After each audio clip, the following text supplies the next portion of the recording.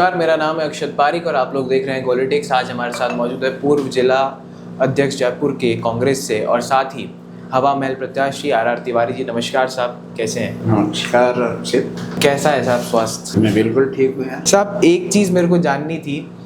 अब एक शब्द है या फिर एक कहे नाम है, उससे बड़ा फेमस है मोटरसाइकिल वाले जिला अध्यक्ष। वो क्या है, एक बार समझाइए आप। मैं ये कह रहा हूँ अक्षित कि मैं आज भी मोटरसाइकिल चलाता हूँ और दुपहिया वाहन मैंने खरीद लिया था 1970 में 72 में। लेकिन आर्थिक परिस्थिति ऐसी कि मैं मेरे परिवार के अलावा मैं पिताजी का इकलौता बेटा रहा। मेरे पिताजी तो एलडीसी से यूडीसी रहे और एक ज़माने में 55 साल की उम्र हुआ करती थी रिटायरमेंट की। वो 80 में रिटायर हो गए थे। और ये कहने में मैं कोई गुरेज भी नहीं करूँगा कि चूँकि मैं ब्राह्मण परिवार में पिता का इकलौता बेटा था, तो उस ज़माने में बाल विवाह हुआ करते थे। तो मैं 20 साल की उम्र में जब आया तो मेरा विवाह हो गया। मेरी पत्नी उस समय 15 साल की थी, मैं 20 साल का था। लेकिन राजनीति में मैं इंदिरा गांधी जी को, जो हमारी भारत रत्न रही, उनको मेरा आइकॉन मानता था। अखबार पढ़ने का बचपन से शौक था। अखबार में मैं मोहनलाल सुखाड़िया जी और इंदिरा जी के जब मैं तस्वीरें देखता था, उनके चेहरे मुस्कुराते थे तो लगता था कि ये कुछ हैं जो देश के लिए, राज्य के लिए कुछ कर रहे हैं। अब यूँ कह लो, अनुवांशिक तो थी नहीं, पिताजी तो सरकारी कर्मचारी थे। लेकिन कोई गॉड गिफ्ट थी कि मैं स्कूल लाइफ से मैं कप्स में रहा, स्काउटिंग में रहा, फिर दरबार हाई सेकेंडरी स्कूल में मैं हेल्थ मिनिस्टर रहा, फिर अग्रवाल कॉलेज में मैं कार्यकारिणी का, छात्र संघ कार्यकारिणी का सदस्य रहा। मेरे पिता तो मेरे को डॉक्टर बनाना चाहते थे। एक ज़माने में 9, 10, 11th में ऑप्शनल सब्जेक्ट ले लिए जाते थे। 10+2 की स्कीम नहीं आई थी।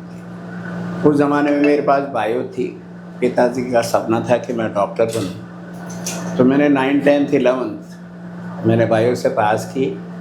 उस ज़माने में महाराजा कॉलेज और अग्रवाल कॉलेज 2 ही ऐसे कॉलेज थे जयपुर में। ये 70 की बात बता रहा हूँ आपको, जहाँ बायोलॉजी साइंस पढ़ाई जाती थी। तो चूँकि मेरे मार्क्स 49% थे हाई सेकेंडरी में, तो महाराजा कॉलेज में एडमिशन हुआ, तो अग्रवाल कॉलेज में एडमिशन लिया।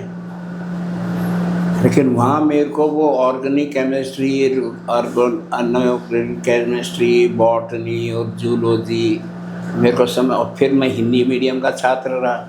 वो सारी किताबें आती थी अंग्रेज़ी में।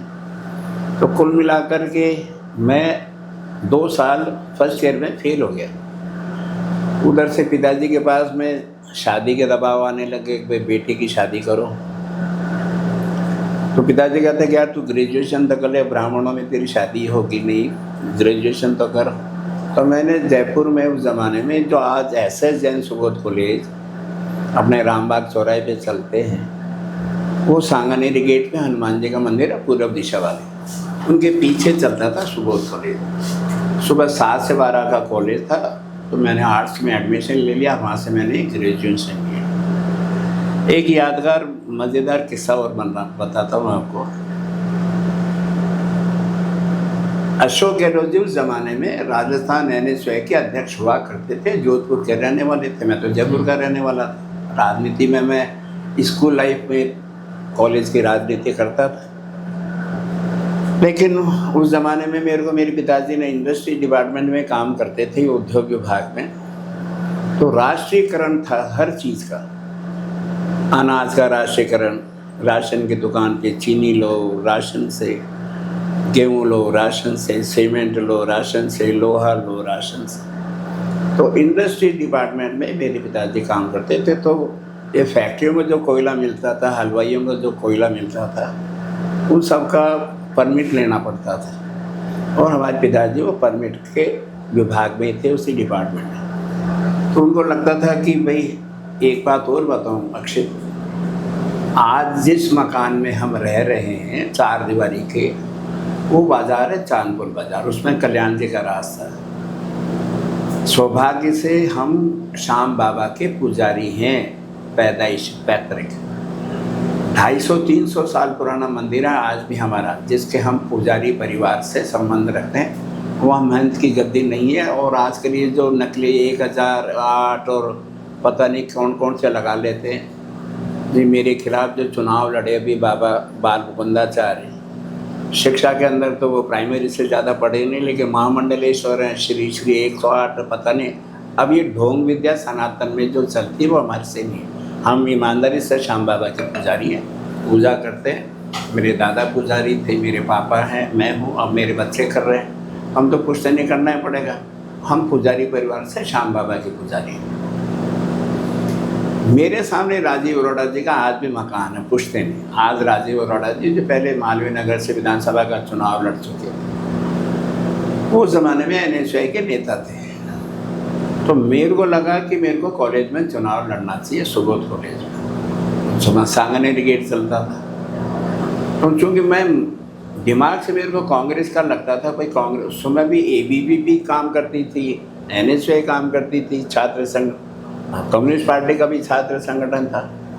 तो मेरे को लगा मेरे को चुनाव लड़ना चाहिए सुबोध कॉलेज से, NSY से। तो मैंने मेरे मित्रों से पूछा कि कैसे क्या करें, मेरे को चुनाव लड़ना कांग्रेस से। तो उन्होंने कहा भाई अशोक गहलोत जी NSY के प्रदेश अध्यक्ष और एक राजीव अरोड़ा जी हैं जो NSY के महामंत्री। तो मैंने उनसे पूछा राजीव अरोड़ा जी कौन से, जो कल्याणी के रास्ते में रहते? तो उनका वही। अब मेरा मकान आज भी पूर्व दिशा की ओर है और उनका मकान मेरे सामने पश्चिम दिशा की ओर। तो मेरे को लगा राजीव अरोड़ा तो मेरे सामने रहते, क्योंकि 7 बजे का मेरा कॉलेज था। तो मेरे को लगा चुनाव लड़ना है। मेरे मित्रों ने मेरे को पूरा पक्का कर दिया कि चुनाव लड़ना तेरे। तो मेरे को लगा भाई राजीव अरोड़ा जी से बात करें। तो मैं सुबह 7 साढ़े 7 बजे कॉलेज जाने से पहले मैं उनके घर गया। तो वो सुबह चाय पी रहे थे। तो मेरा निकनेम घर के अंदर उस ज़माने में बचपन में बड़ा भैया कहते थे। मेरी बड़ी बहन को बड़ी भाई, मेरे को बड़ा भैया बोलते। तो उन्होंने कहा कि कैसा है बड़ा भैया? तो मैंने कहा राजीव भाई, मैं NSY के टिकट पर SS जैन सुबोध कॉलेज के आर्ट्स फैकल्टी का चुनाव अध्यक्ष पद का लड़ना चाहता हूँ। उन्होंने कहा कि लड़ो।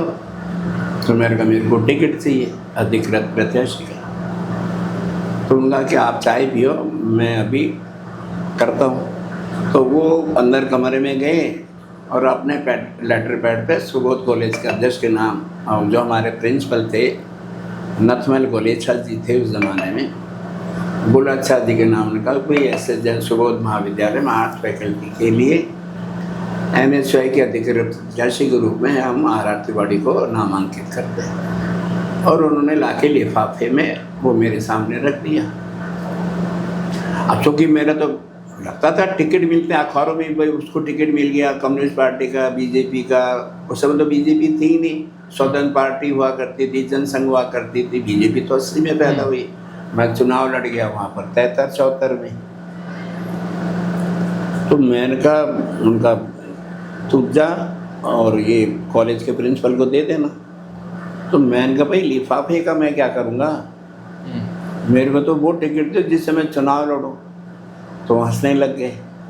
उनका भाई टिकट का मतलब होता है कि पार्टी अपनी तरफ से अधिकृत करती है कि ये हमारे उम्मीदवार हैं। ये सिफारिश पत्र होता है, ऐसे कोई टिकट नहीं है। मेरे मन में यह था कि भाई टिकट होता है जैसे अपन कोई बस का लेने जाते हैं, रेल का लेने जाते। तो आज भी वो बात मैं करता हूँ तो लोग बात हंसते हैं कि भाई कैसा। मैंने वो दौर भी देखा है जिस ज़माने में मैंने NSY का चुनाव लड़ा और मैं वहाँ आर्ट्स फैकल्टी का अध्यक्ष भी रहा। फिर मैंने MA किया राजनीति शास्त्र से राजस्थान विश्वविद्यालय से 77 में मैंने पास आउट किया।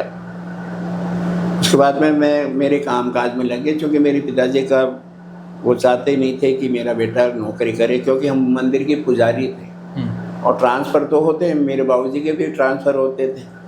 तो हर बार वो फारगो करते थे कि भाई मेरे को तो चाहे चपड़ासी के काम पे लगा लो, लेकिन मेरे मंदिर की पूजा मैं नहीं छोड़ सकता हूँ, मेरे बच्चे छोटे हैं। तो उनको लगता था कि सरकारी नौकरी करेगा तो इसका भी ट्रांसफ़र होगा, तो मंदिर की पूजा हम वहाँ किसी को रखें, इतनी हमारी आर्थिक ताकत थी नहीं, क्योंकि हम कोई बड़े मंदिर के महंत वगैरह तो है नहीं। तो उनको लगता था भाई भगवान की सेवा करनी है और अपना परिवार चलाना है, इसलिए उनके मन में था कि मैं नौकरी नहीं कराऊंगा। तो उन्होंने मेरे को कोयले का उस समय पत्थर के कोयले का बिजनेस हुआ करता था और इंडस्ट्री डिपार्टमेंट से उसके परमिट जारी हुआ करते थे। तो जैसे रोलिंग मिल हुआ करती है, उनमें कोयला जाता था। बड़े कली के भट्टे उस ज़माने में कली से मकान बनते थे, पत्थर आते थे जमा रामगढ़ से, उनको पकाया जाता था, कली से मकान बनते थे। तो पत्थर के कोयले का होता था उसमें, तो उनके परमिट मिलते थे। तो मैंने भी अपनी एक फर्म बनाई और मैंने काम शुरू किया था, तो मेरे व्यापार में लग गया। लेकिन जब 77 में पहली बार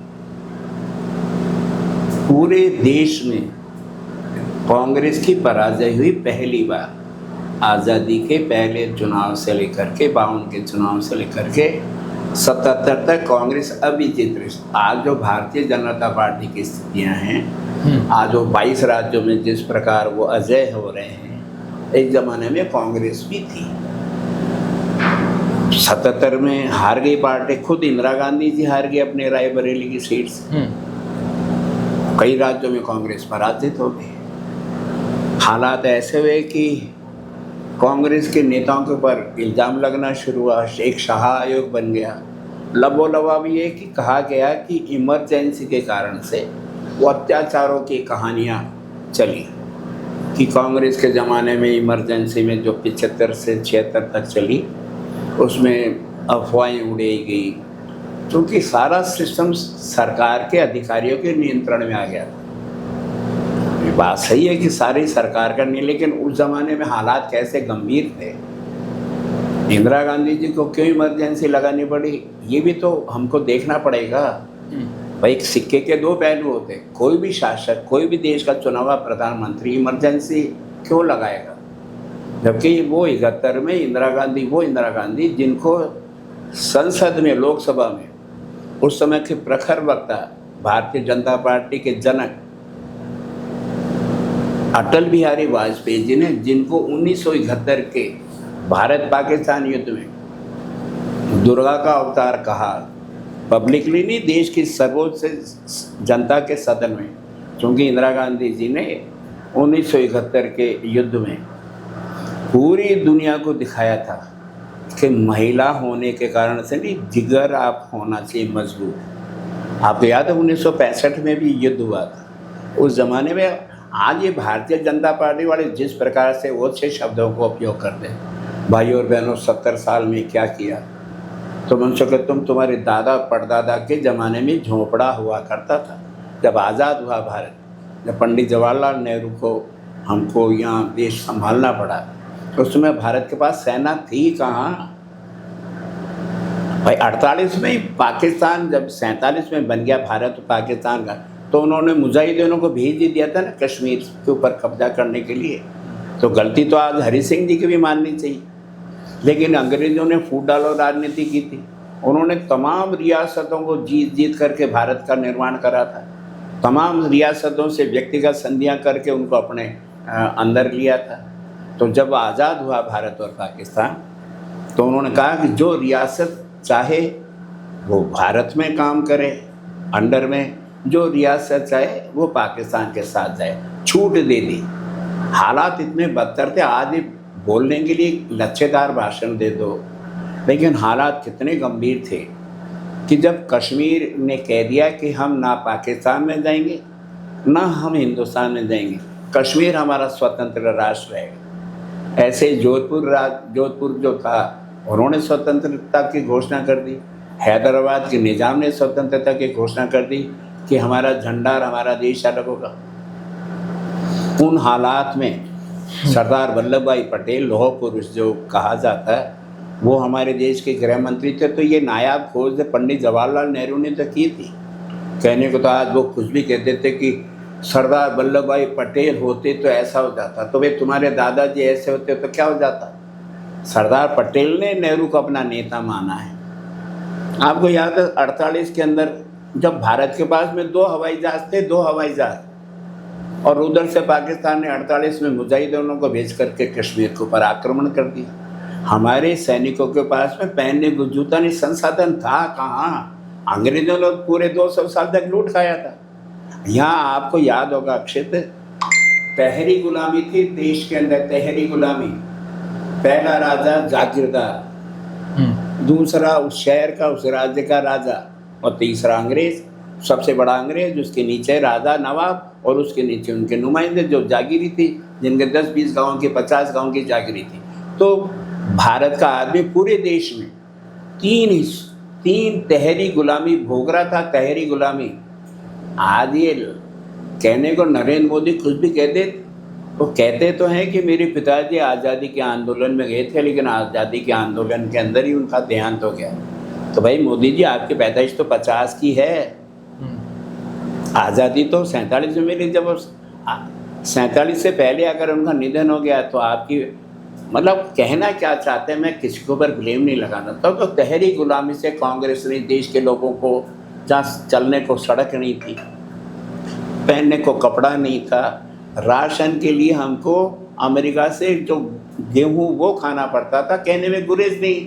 हालात ऐसे थे, जो समुद्र में यूरोपीय देश गेहूं को फेंक देते थे, उनके मतलब का नहीं था, हमको मंगाना पड़ता था, क्योंकि अन्न उत्पादन नहीं था, वस्त्र का उत्पादन नहीं था, सड़कें नहीं थी, बिजली नहीं थी, पानी नहीं था। पानी नदियाँ थी, लेकिन कुओं से पानी भरना पड़ता था। एक महिला को 10-10 किलोमीटर कुओं से पानी भर के मटके में लाना पड़ता था। वो हालात थे। उस हालात से नेहरू ने निकाला। तो जब 48 में मुजाहिदीनों ने आक्रमण किया, तो हरि सिंह जी जो महाराजा कश्मीर थे, उन्होंने नेहरू को चिट्ठी लिखी कि हम कश्मीर राज्य का विलय भारत में स्वीकार करते हैं। तब जाकर के नेहरू जी ने दो जहाज जो थे, उनसे दिल्ली के पालम हवाई अड्डे से कश्मीर के हवाई अड्डे तक भेजा। वहाँ जाकर के सेना ने फिर उन मुजाहिदीनों को पीछे खदेड़ा। अब देश नवजात ही तो था। 47 के 15 अगस्त को हम आज़ाद हुए। 48 में युद्ध की एक बवंडर छिल थी। तो उस समय यूएनओ बड़ी ताकत था। तो यूनाइटेड स्टेट, संयुक्त राष्ट्र संघ का कोई महत्व ही नहीं है, कोई किसी को बोलता ही नहीं। उस ज़माने में संयुक्त राष्ट्र संघ का एक महत्व था। पाकिस्तान यूरोप के देशों के साथ था, अमेरिका उनके साथ था, ब्रिटेन उनके साथ था। उन्होंने यूएनओ में लगाया युद्ध विराम के लिए। संयुक्त राष्ट्र संघ ने आदेश दे दिया कि जो सेना इस तारीख तक जहाँ है वो वहाँ रहेगी, उसके आगे नहीं बढ़ेगी।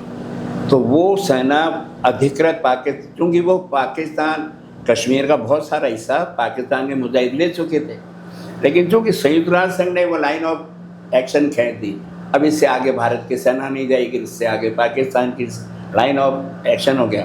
तो वो जो आज हम कहते हैं, आज ये भारतीय जनता पार्टी वाले जो बोलते रहते हैं बड़बोले, अधिकृत कश्मीर, पाक अधिकृत कश्मीर को लेकर के आएंगे, तो भाई ले आओ ना, कौन मना कर रहा है? आज 12 साल से आप हो ना, आज तो आप दुनिया के बेताज बादशाह हो, विश्व गुरु बन गए हो, आप तो नॉन बायोलॉजिकल हो, आप तो सीधा सीधा ईश्वर के अवतार हो गए। भाई मैं और आप अगर बात कर रहे हैं तो हम बायोलॉजिकल, हम शारीरिक रूप से बात कर रहे हैं ना।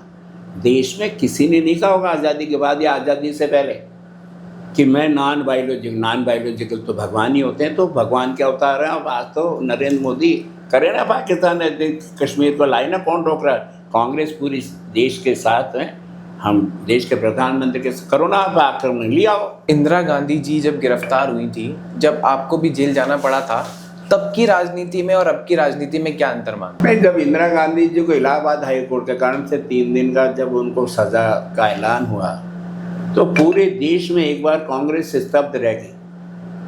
हालात ऐसे गंभीर थे कि आम आदमी के साथ साथ हमारे कांग्रेस के बड़े नेता भी इंदिरा जी को दोषी मानते थे मानसिक रूप से, और उसकी परिणति हुई कि कांग्रेस के 2 टुकड़े हुए।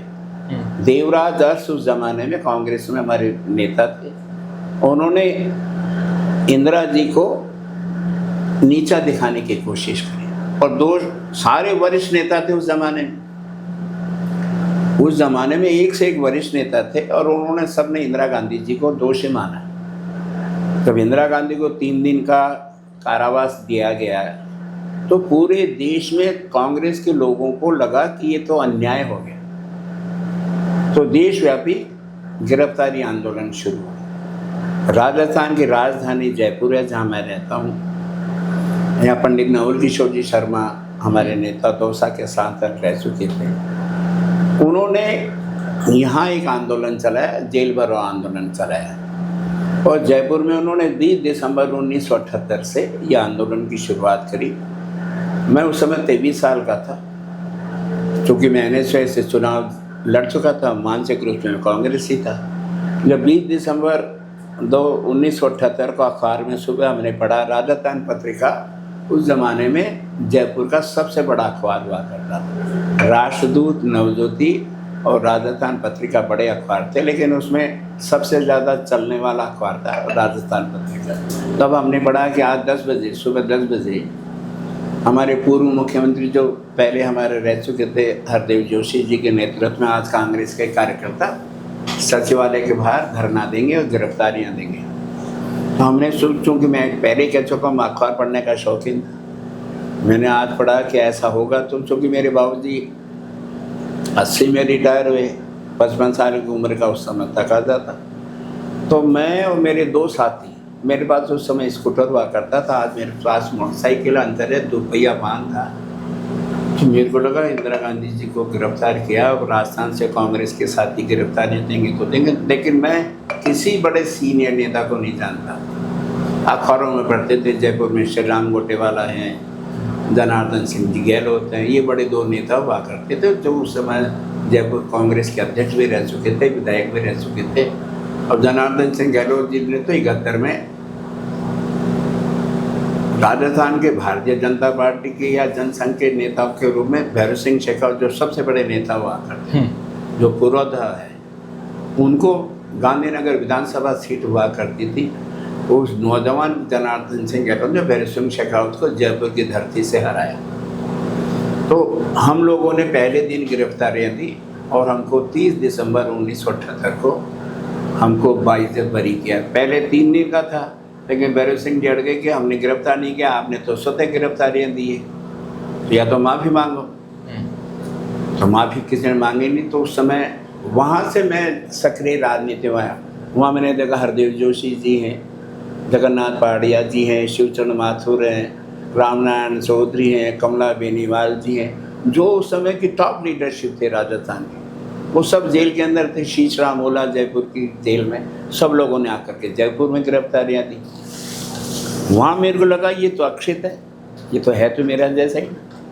तो वहाँ जैसे फिल्मों का एक आकर्षण होता है, नेताओं का, अभिनेता और नेताओं का आकर्षण, तो लगता है ये तो अपने जैसे ही है। तो वहाँ उनके साथ में 10 दिन रहे जयपुर के केंद्रीय कारागृह में। तो उनसे बातचीत करने से लगा कि ये जब अपने जीवन को जनता के सम्मान के लिए या उनके लिए कल्याण के लिए कुछ समय हम भी तो कर सकते हैं। वहाँ से फिर मैं राजनीतिक रूप से सक्रिय और संगठन में आकर के मैं 78 में फिर कांग्रेस का डिवाइडेशन हो गया था। एक बात और कहना चाहता हूँ आपसे, इंदिरा गांधी ने ताकत से, जिसको इमरजेंसी के जनक कहा जाता है, मैं कहना चाहता हूँ आपके माध्यम से श्रोताओं से, जो इंदिरा गांधी अगर इमरजेंसी की जनक थी, जिनके ज़माने में क्या हुआ नहीं हुआ ये भारतीय जनता पार्टी वाले ज़्यादा बड़ा चढ़ा के पेश करते। तो 2.5 साल बाद में वही इंदिरा गांधी, जिस इंदिरा गांधी को 77 में कांग्रेस को इंदिरा गांधी को ठुकराया भारत के मतदाताओं ने, 2.5 साल में उन्हीं इंदिरा गांधी को पूरा बहुमत दे करके फिर देश के प्रधानमंत्री चुना जाता है। तो फिर मतदाताओं का वो जो गलती हुई थी इंदिरा गांधी से, माफ़ी तो उसी दिन दे दी थी। भाई मैंने गलती की, जनता ने मेरे को हरा दिया, मेरे से गलतियाँ, अब फिर मेरे को दोबारा जिता रहे, तो इसका मतलब जनतंत्र में, लोकतंत्र में जनता माई बाप होती है। तो मैंने गलतियाँ की तो मैं हार गया, मेरे को फिर अगर जिता रहे तो इसका मतलब जनता ने मेरी गलतियों को माफ़ कर दिया। आज ये इमरजेंसी के नाम पर वोट मांगते हैं, तो भाई जनता ने तो 80 के अंदर इंदिरा गांधी को माफ़ कर दिया था, देश के प्रधानमंत्री बना दिया था। अब वो इंदिरा गांधी ने देश की एकता और अखंडता के लिए, आपको पता है, अकाली आंदोलन, खालिस्तान आंदोलन चला 71 में। वो इंदिरा गांधी जिसको गूंगी गुड़िया कहा जाता था, वो इंदिरा गांधी जो प्रियदर्शनी थे, एक महिला थी, कहने के लिए तो नेहरू की बेटी थी, लेकिन हर आदमी में एक अपना खुद का एक स्वाभाविक गुण होता है। इंदिरा गांधी ने बिना अमेरिका के डरे अमेरिका के 7वें बेड़े को भेज दिया था। अमेरिका ने तो कहा था कहते हमारा 7वां बेड़ा आ जाएगा, आक्रमण कर देंगे। इंदिरा गांधी ने कह दिया था कि 7वां 8वां 9वां बेड़ा भेज देना, बांग्लादेश तो बन के रहेगा। और दुनिया में आज तक के इतिहास में, किसी भी देश की आज़ादी के इतिहास में 93,000 सैनिकों को बाअसला राइफल आप समर्पण करवाते हो। दुनिया में 93,000, ऐसा दुनिया का कहीं कोई उदाहरण नहीं है। वो थी इंदिरा गांधी, जिनको इनके पुरोधा भारतीय जनता पार्टी के या जनसंघ के अटल बिहारी वाजपेयी ने कहा कि इंदिरा गांधी दुर्गा का अवतार है। जब 77 में अगर वो इमरजेंसी की जनक थी, तो वो 71 में वो इंदिरा गांधी को ये भी शब्द सुनने को पड़े। तो कहने का लबो-लबाब ये है कि कांग्रेस फिर 2 दिशाओं में बटी, इंदिरा गांधी। और ये भी सौभाग्य की बात है अक्षय, 1 जनवरी 1978 को इंदिरा गांधी जी आई थी जयपुर के रामलीला मैदान में। हारने के बाद में इंदिरा गांधी जी ने अगर देश के अंदर घूमने का प्रोग्राम बनाया, जनता के बीच से जाने का जो प्रोग्राम बनाया, तो उसमें राजस्थान की राजधानी गोविंद की नगरी जयपुर को चुना। और ये रामलीला मैदान उस समय राजनीति का बड़ा केंद्र हुआ करता था।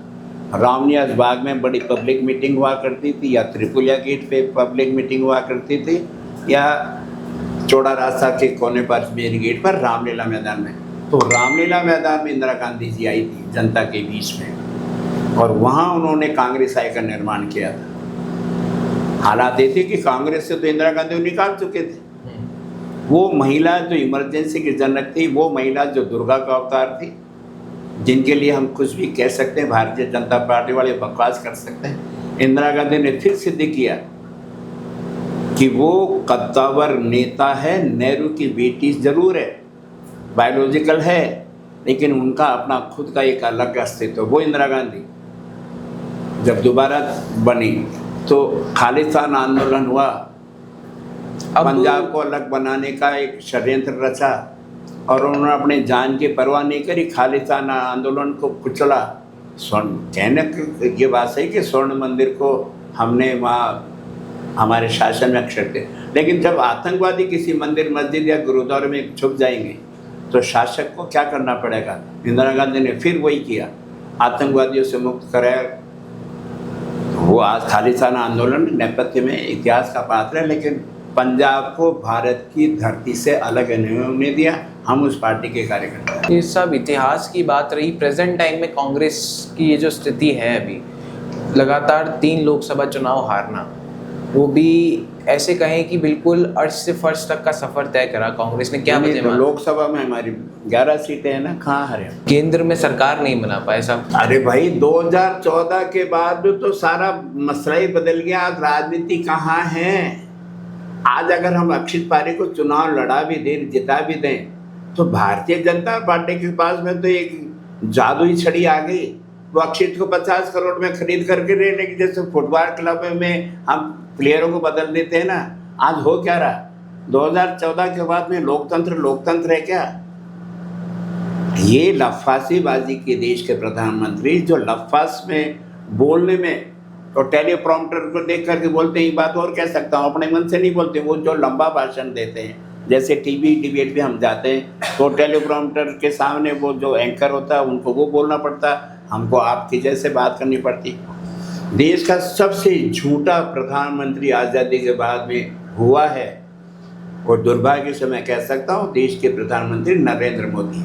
अच्छा बताओ, आप जैसे नौजवान पीढ़ी को सबसे पहले अगर बरगलाने की बात करो, बरगलाया कांग्रेस के खिलाफ वो देश का प्रधानमंत्री नरेंद्र मोदी। क्या कहा गया आपके लिए? पेट्रोल उस जमाने में 60-70 रुपए का पेट्रोल आता था, 60 रुपए लीटर का डीजल आता था, 400 रुपए का हम गृहिणी को घर का खाना बनाने के लिए हम गैस का सिलेंडर देते थे। उन्होंने क्या कहा? नहीं सहेंगे महंगाई की मार अब की बार मोदी सरकार। भाई और बहनों, वो एक बाबा रामदेव और जिंदा ही हैं, वो पतंजलि चला रहे हैं। वो उस समय दिल्ली की सड़कों पर पूरे देश में बीजेपी का साथ दे रहे थे। 30 से 35 रुपए का लीटर चाहिए तो बीजेपी को वोट दो। 300 का सिलेंडर चाहिए तो बीजेपी को वोट दो, 40 रुपये 50 रुपये का डीजल चाहिए तो ये लफासी बाजी थी। भाइयों बहनों, 2 करोड़ नौजवानों को हर साल रोजगार दूंगा। अब आप जैसा नौजवान जो रोजगार के लिए, रोजगार का मतलब आज नौजवान सरकार की नौकरी मांगता है। ये बात नरेंद्र मोदी जी को पता नहीं है, किसी भी सरकार को पता नहीं कि रोजगार का मतलब सरकार का संरक्षण वाला रोजगार चाहिए। तो जब 2 करोड़ नौजवानों को रोजगार देने का झांसा दिया जाएगा तो नौजवान कहाँ जाएगा? उस नौजवान को कहा जाएगा कि 35 रुपये का लीटर पेट्रोल मिलेगा, तो वो कहाँ जाएगा? उस नौजवान की माँ के आंखों के सामने जब कहा जाएगा कि तुम 300 में सिलेंडर देंगे, तो माँ कहाँ जाएगी? हमने क्या किया? हमारे खिलाफ एक वातावरण बना दिया कांग्रेस के खिलाफ। एक 2G स्पेक्ट्रम का आया और फिर बाद में कोर्टों ने कहा 2G स्पेक्ट्रम 0, कोई आरोप नहीं लगा हमारी कनीमोजी के ऊपर। उस समय जो मंत्री थे 2G स्पेक्ट्रम की बात आई। एक थे श्रीमान जी, वो कहते थे कि वो राष्ट्रमंडलीय खेलों में 1,77,000 करोड़ का घोटाला हो गया। कोर्टों ने कह दिया एक घोटाला हुआ ही नहीं था। अनुमानित लागत कि इतने का प्याला मिलता, इतने की कटोरी मिलती, इतने की चाय मिलती, इन्होंने ऐसा अनुमानित। आज वो शर्मा जी कहाँ हैं? तो झूठे आरोप लगा। और फिर देश का सबसे बड़ा दुर्भाग्य अक्षित, कि वो प्रिंट मीडिया हो चाहे इलेक्ट्रॉनिक मीडिया हो, जब देश के साहूकारों के हाथों में आ जाएगा तो देश के साहूकारों ने मिल करके नरेंद्र मोदी जी के रूप में अपना प्रतिनिधि चुना कि देश के वो संसाधन जो पंडित जवाहरलाल नेहरू जी ने, जो लाल बहादुर शास्त्री जी ने, जो इंदिरा गांधी जी ने, जो नरसिम्हा राव जी ने और देश के अन्य प्रधानमंत्रियों ने अक्षुण्ण बनाए रखे, उन सबको धीरे धीरे प्राइवेटाइजेशन कर दिया। उनको हमने अडानी अंबानी को दे दिया। सारा ढांचा भारत की सरकार का। आज हमारे एक ज़माने में टेलीफोन के लिए तरसते थे, 10-10 साल में आता था आपका घर का टेलीफोन, तो सारा आपका जो इंफ्रास्ट्रक्चर हो तो भारत सरकार का था। कश्मीर से कन्याकुमारी तक नेटवर्क किसका था? हमने अंबानी के हाथ में रिलायंस को बेच दिया, ठेके भी दे दिया ना। आज हवाई अड्डे, आज बंदरगाह, तमाम बड़ी कंपनियां हमने, इन हवाई जहाज बनाने की फैक्ट्रियां सब हमने दे दिया अडानी अंबानी को। तो सर प्राइवेटाइजेशन होने के बाद ऐसा नहीं लगता आपको कि चीज़ें तेज होने लगी हैं? चाहे वो हवाई अड्डे हों, चाहे सड़कें हों, निर्माण तेजी से हुआ है। ये विकास का काम किसने किया? IIT किसने बनाई? IIM किसने बनाया? ये देश के अंदर बोकारो किसने बनाया? देश के अंदर भिलाई किसने बनाया? अगर एम्स नहीं होता तो आज बता दो भारत के लोगों का इलाज विदेशों में होता है। तो मैं कह रहा हूँ सारा काम आपके पास पूंजी की उतना ही तो करेंगे। आपके दादाजी के ज़माने में एक मकान था, एक छत का, धीरे धीरे उनके बच्चे को शिक्षा का प्रसार हुआ, 2 मंजिल का बन गया। आज आपको 50 मंजिल का आपको दिल्ली, बॉम्बे, जयपुर में अट्टालिकाएं नज़र आ रही हैं। तो क्या वो भारतीय जनता पार्टी के क्या? तो आज़ादी में शनि शनि विकास तो शनि शनि ही होगा ना। आज 70 साल के न तो 14 साल में विकास हुआ क्या? वो तमाम संसाधन कांग्रेस की सरकारों के देन है जो आज भी अक्षुण्ण है। लेकिन दुर्भाग्य ये कि देश का प्रिंट मीडिया और देश का इलेक्ट्रॉनिक मीडिया आज भारतीय जनता पार्टी की सरकार के दबाव में वो जो कुछ अच्छाई है उनको दिखाते नहीं है। अक्षित सबसे बड़ी समस्या तो ये है, 14 साल से केंद्र की सरकार किसकी? महामानव की, विश्व गुरु की। और आज भी कांग्रेस को कोसा जा रहा। नेहरू जी के कारण से ऐसा हुआ था, इंदिरा गांधी जी के कारण से ऐसा हुआ था। अरे भाई, आज घर के मुखिया अक्षित हैं, आपके दादा को क्यों गालियां दे रहे हो यार? अक्षित में दम है तो आपको शर्म आनी चाहिए कि मेरे दादा अगर 1 मंजिल के मकान में रहते थे तो अक्षित कहने लग जाए कि मेरे दादा तो कमज़ोर थे, आलसी थे, इसलिए काम नहीं करते थे।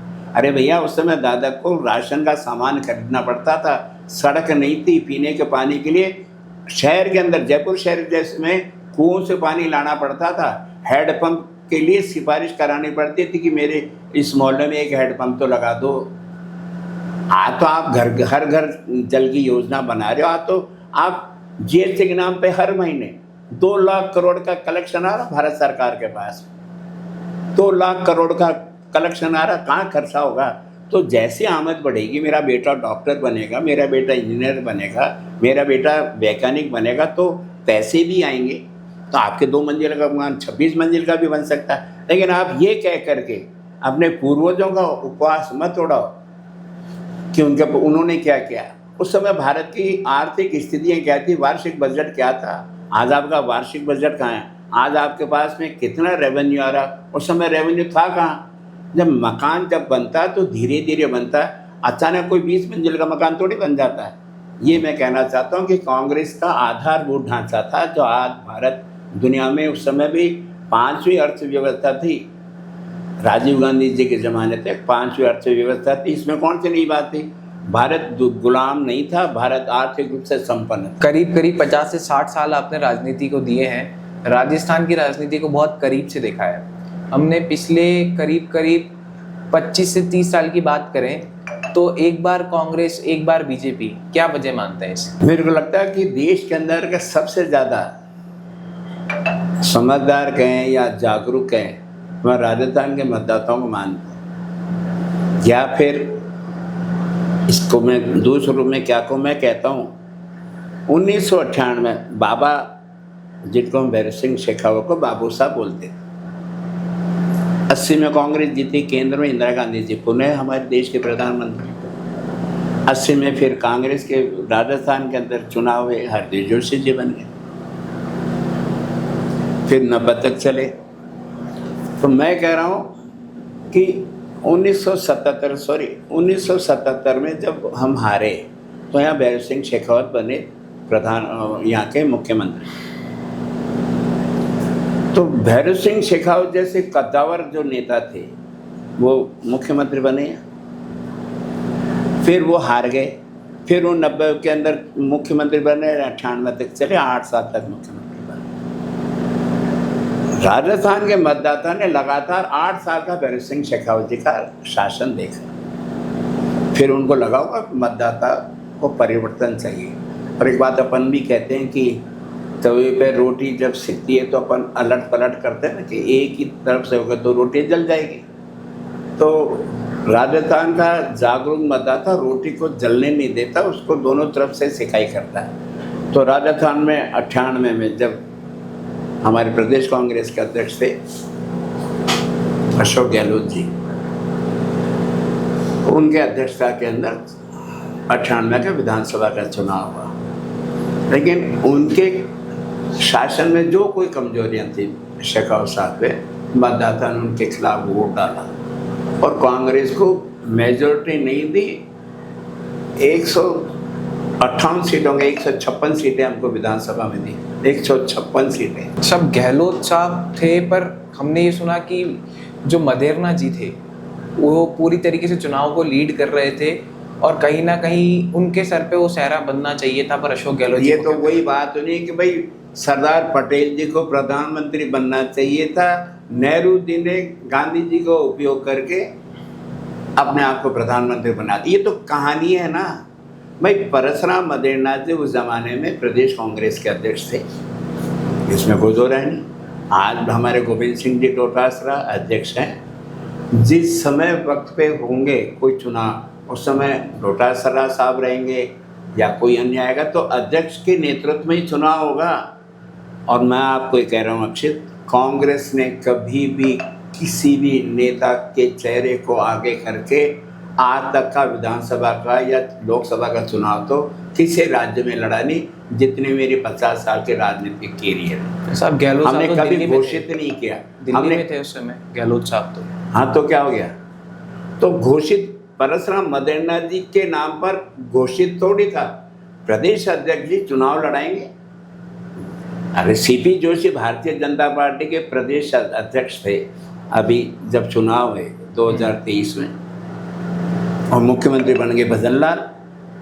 तो साहब अब तो सीपी जोशी जी को नहीं बना करके भजनलाल जी ने बना दिया, बेईमानी हो गई।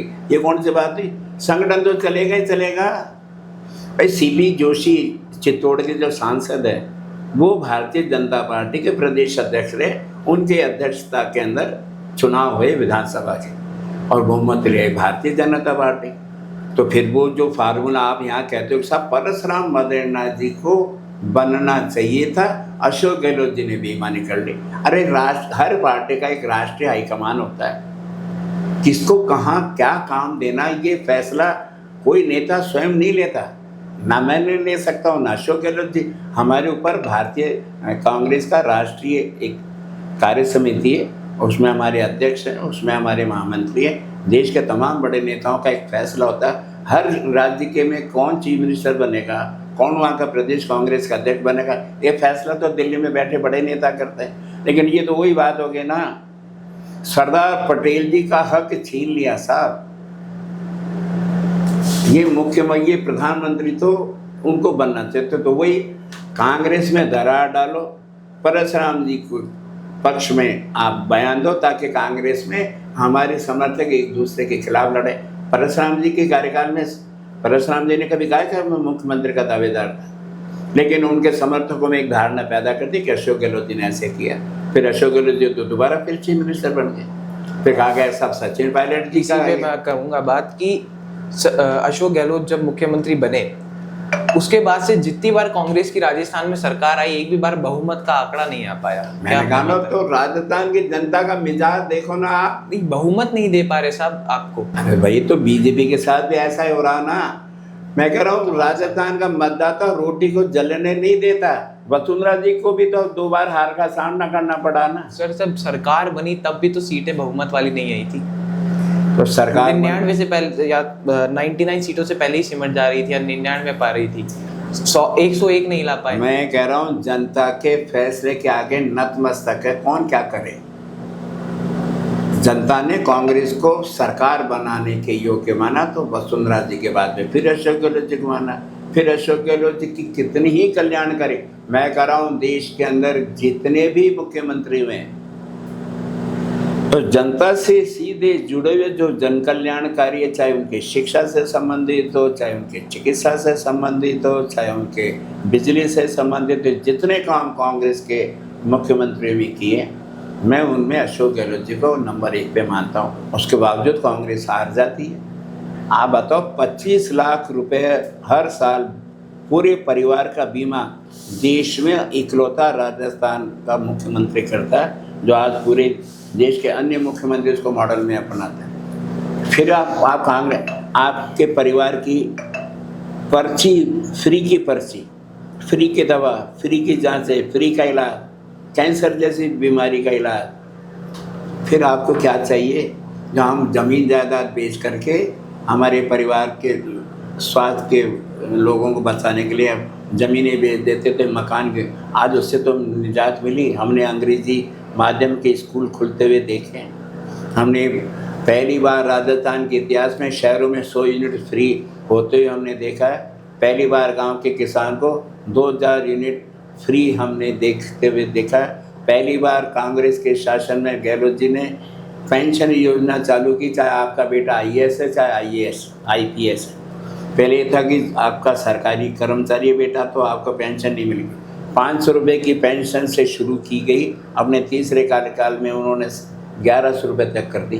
तो ये पेंशन की योजना है, जन कल्याणकारी योजना है, पानी की योजना है। जयपुर में आप जो मेट्रो का जो जाल देख रहे हो, ये अशोक गहलोत की देन है। जयपुर में जो सड़कों का जाल देख रहे हो, अशोक गहलोत की देन है।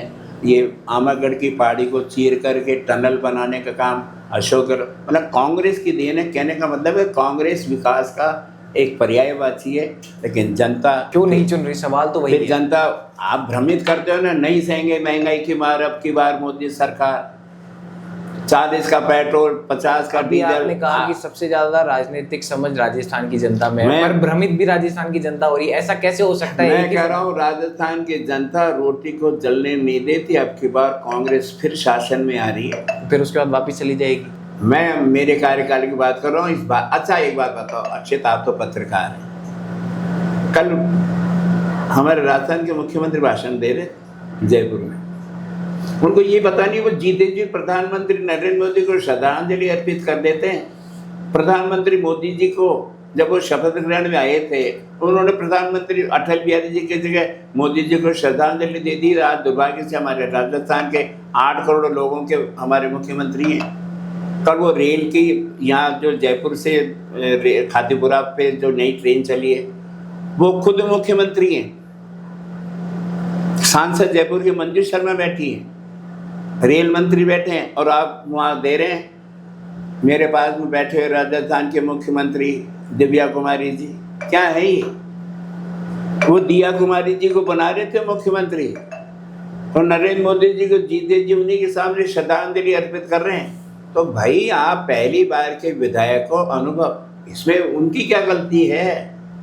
आज आर तिवारी को कोई चुनाव जीत जाए, मैं विधानसभा में जीत जाऊं और मेरे को मुख्यमंत्री बना दे, तो भाई दुर्गति तो मेरी भी है नहीं। मैं कभी बाड़मेर गया नहीं, मैं जैसलमेर गया नहीं, मैं माउंट आबू गया नहीं, मैं राजस्थान की भौगोलिक स्थिति को कैसे जानूंगा? लेकिन चूंकि मैं शहंशाह हूँ, मैं कहूँगा जो ही होगा। आज नरेंद्र मोदी जी का यही तो, उन्होंने कह दिया जो ही होगा। मोहनलाल को बना दो, श्यामलाल को बना दो, भजनलाल को बना दो, लेकिन हटाएंगे नहीं। इनके यहाँ कितना ही करप्शन हो जाए, तमाम देश के तमाम दलों के जो बदमाश थे, जिनके ऊपर हजारों करोड़ का घोटाले का, आज उनको आप उप मुख्यमंत्री बनाते। सुबह 5 बजे आप महाराष्ट्र का डिप्टी चीफ मिनिस्टर बनाते, जिसके ऊपर 77,000 करोड़ का हाथ वो दुनिया में नहीं है, मेरे को कहना नहीं चाहिए। शरद पवार के भतीजे अजित पवार का आपने क्या किया? जब वो कांग्रेस में थे, एनसीपी में थे, वो करप्ट थे, आपने जाते उप मुख्यमंत्री बना दिए। बंगाल का मुख्यमंत्री किसको बनाया आपने अभी? जिसके ऊपर हजारों करोड़ का घोटाले का आरोप है, जो कल तक वो टीएमसी के साथ था, आज आपके साथ में, आपने मुख्यमंत्री बना दिया। आसाम का मुख्यमंत्री कौन है?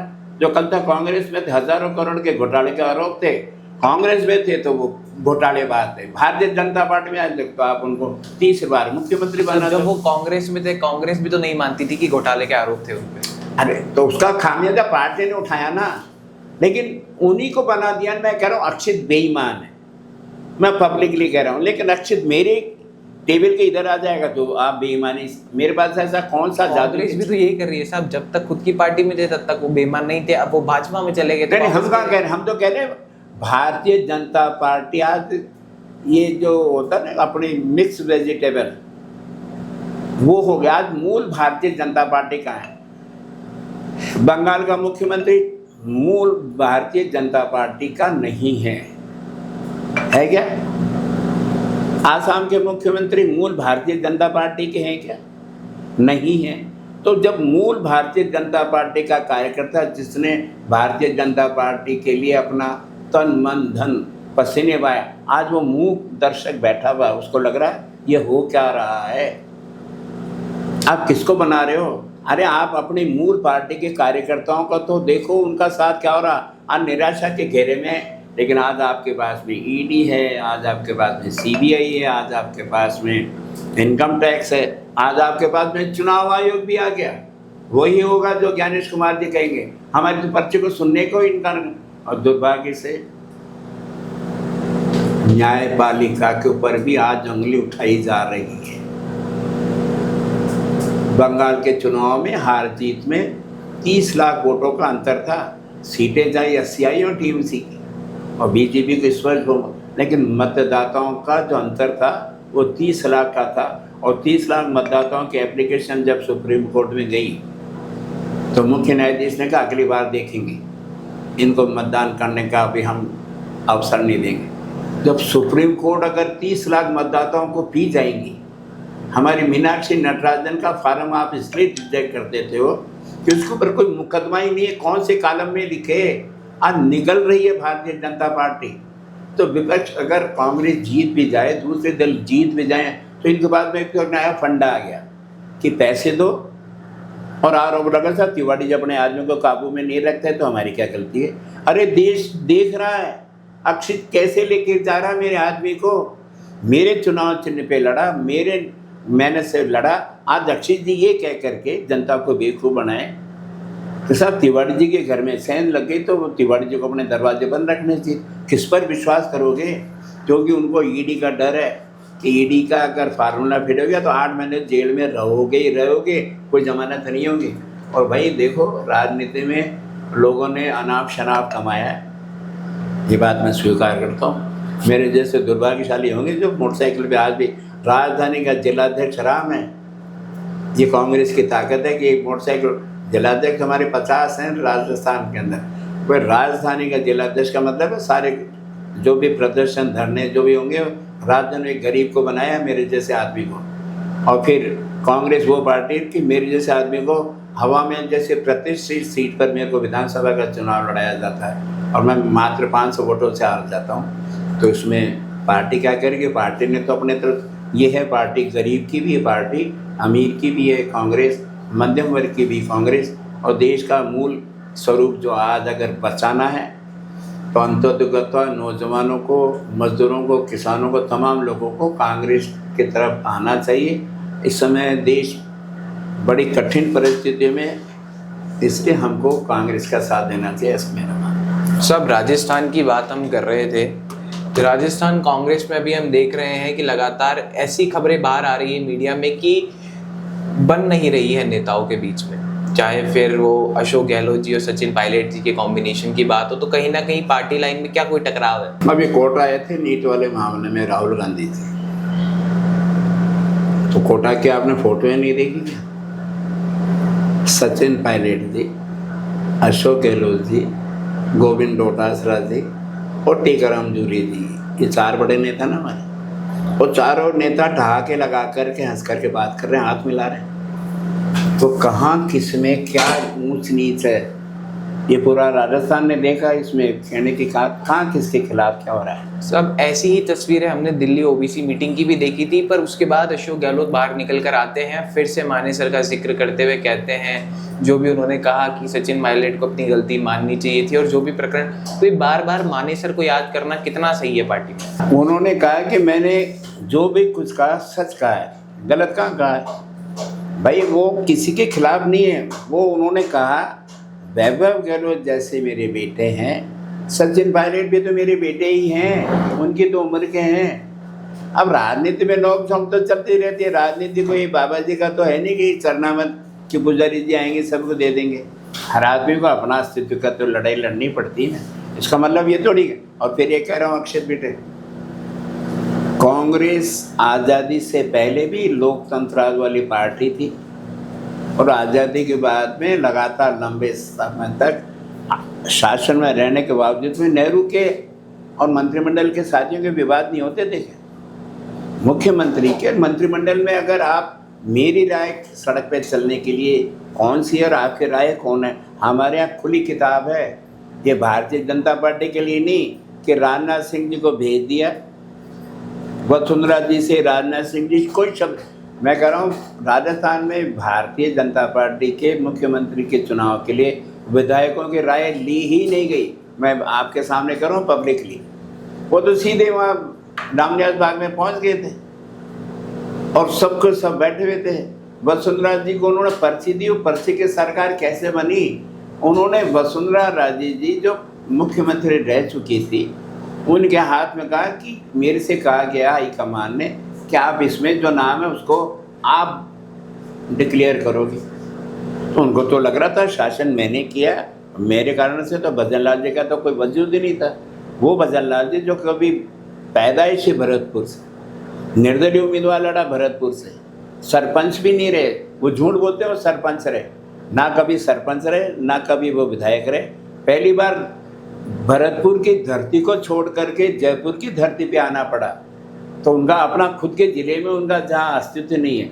उस समय दौर था, नरेंद्र मोदी का विश्व गुरु की छवि थी, कांग्रेस को आपने बेईमानों के रूप में कुख्यात कर रखा था, तो आप जीत गए आप। लेकिन पर्ची तो राजनाथ सिंह जी ने वसुंधरा राजे जी को दी और वसुंधरा राजे जी ने राजनाथ सिंह जी तो नज़र से नज़र ही नहीं मिला पाए, उनको मालूम था अन्याय हो रहा वसुंधरा जी के साथ में, तो भजन लाल जी का नाम हो गया। इसका मतलब क्या हुआ? वहाँ हिटलर शाही है, हमारे यहाँ आपस में एक दूसरे से वार्ता करने का लोकतंत्र है। हो सकता है मैं आपसे किसी मुद्दे पे सहमत नहीं हूँ, इसका मतलब आपके मेरे वैचारिक मतभेद हो सकते हैं, मनभेद नहीं हो सकते। कांग्रेस में विधायक दल मुख्यमंत्री चुनते हैं, सभी दलों में होते हैं। तो साहब फिर उसके बाद मानेसर जैसी घटना कैसे हो जाती है? पार्टी का एक बड़ा धड़ा राज्य के अंदर ही कैसे अपने मुख्यमंत्री से नाराज हो जाते हैं, या फिर जो अशोक गहलोत इल्जाम लगा रहे हैं कि पार्टी तोड़ने का प्रयास किया जा रहा था और सचिन पायलट बीजेपी में जा रहे थे, वो सत्य है? अब वो चैप्टर पुराना हो गया, पूरा राजस्थान मानेसर की घटना तो हुई थी, इसको तो कोई छुपाया नहीं जा सकता। इतिहास के पन्नों पे दर्ज हो चुकी है। मतलब पार्टी तोड़ने का प्रयास किया गया था। वो सरकार को गिराने का भारतीय जनता पार्टी द्वारा एक कुत्सित प्रयास था। सब मध्य मानते प्रदेश हैं में क्या आप। हुआ था, हरियाणा में क्या हुआ था, सब जगह ऐसा हुआ था।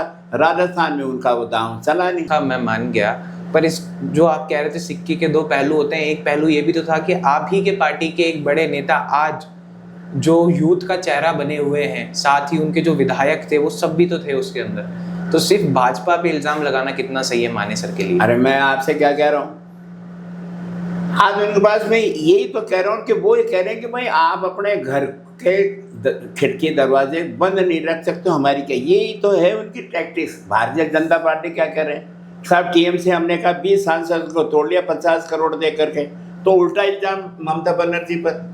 एनसीपी के आपने, आज उद्धव ठाकरे के आपने क्या किया, उद्धव ठाकरे के 9 सांसदों में से 6 सांसद ले ले, तो वो इसको अपनी गरिमा मान वो करें। अगर उद्धव ठाकरे अपने सांसदों को अपने साथ नहीं रख सकते तो कमजोरी उनकी है, हम तो खरीदेंगे।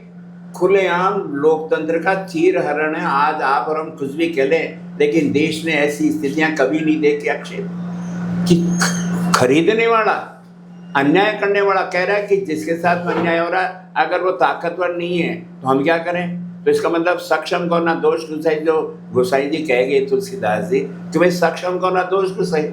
जो सक्षम नहीं है, जो सक्षम हो तो कुछ भी कर सकता है। तो आज भारतीय जनता पार्टी के पास में धन बल भी है, पैसा बल भी है, तो वो एमपी को भी खरीद रही है, एमएलए को भी खरीद रही है, और उसमें अशोक गहलोत या संजय पायलट क्या कर लेंगे? हम हमारी पार्टी की कमजोरियों को माने तो वो ये कहते हैं आपकी कमजोरी, अगर आपका आदमी हमारे पास में आ रहा है तो हम क्या करें? अरे भाई आप उसको उकसा रहे हो, प्रलोभन दे रहे हो। इस बात को मैं कह रहा हूँ, ये प्रेस की जिम्मेदारी है, स्वतंत्र प्रेस होनी चाहिए। आज भारतीय जनता पार्टी के प्रधानमंत्री से 12 साल में कोई प्रेस कॉन्फ्रेंस करके कोई पत्रकार ने ये कहा क्या कि मैं पत्रकार हूँ, मेरे साथ में बात करो? आप ऐसा कैसे कर रहे हो? पत्रकारिता से बात करते नहीं देश के प्रधानमंत्री। कभी उनसे, कभी प्रेस मीडिया से बात हुई क्या? प्रेस कॉन्फ्रेंस हुई क्या?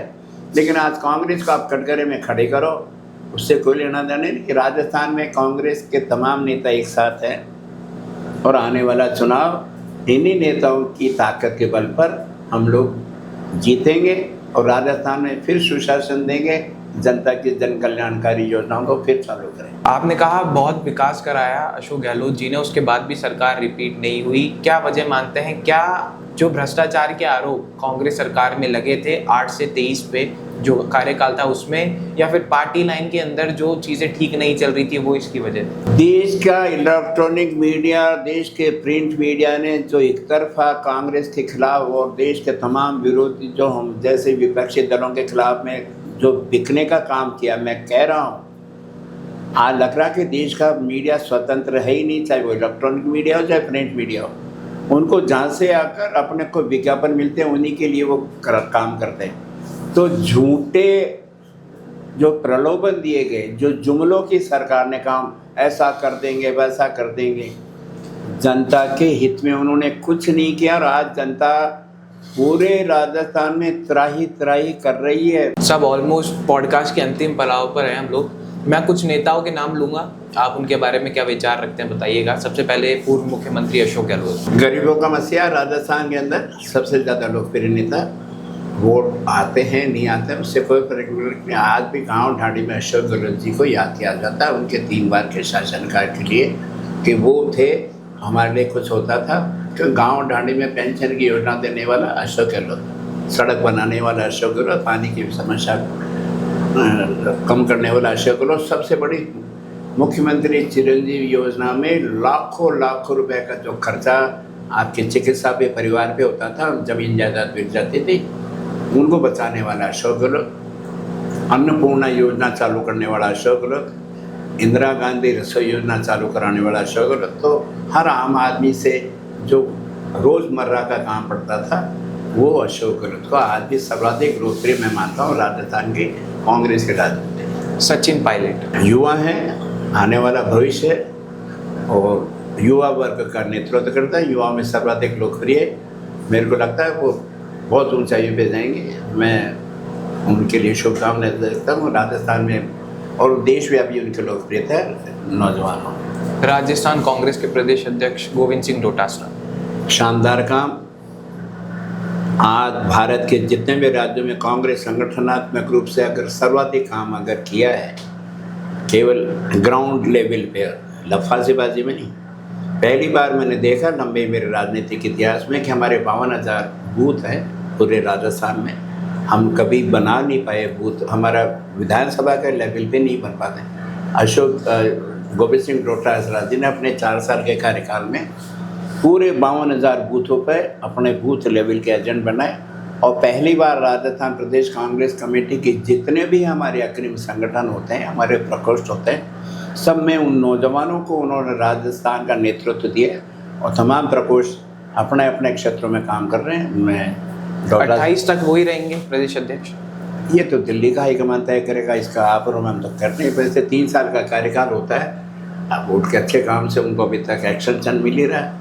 देखो फैसला तो क्या होगा, राष्ट्रीय राजनीति का मामला, उसमें मेरा कोई लेना। नेता प्रतिपक्ष टीकाराम जूली। शानदार, जानदार, जनता की आवाज़, पिछड़ी जाति से, अनुसूचित जाति से आते हैं, लेकिन तमाम लोगों में लोकप्रिय, ब्राह्मण बड़ियों में सब में लोकप्रिय। आवाज़ जब उनकी गूंजती है राजस्थान के विधानसभा में, तो तमाम प्रतिपक्ष के नेताओं को सुनने के लिए मजबूर करता है, मुख्यमंत्री को उनका जवाब देना पड़ता है।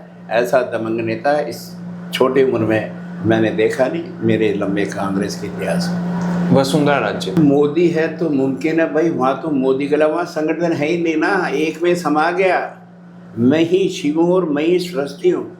भारतीय जनता पार्टी का मूल स्वरूप खंडित, जिन वसुंधरा जी की माँ लाल कृष्ण आडवाणी जी और अटल बिहारी वाजपेयी जी, 3 जनसंघ से भारतीय जनता पार्टी बनने में जिसके परिवार ने योगदान दिया, आज उस परिवार को क्या मिल रहा है।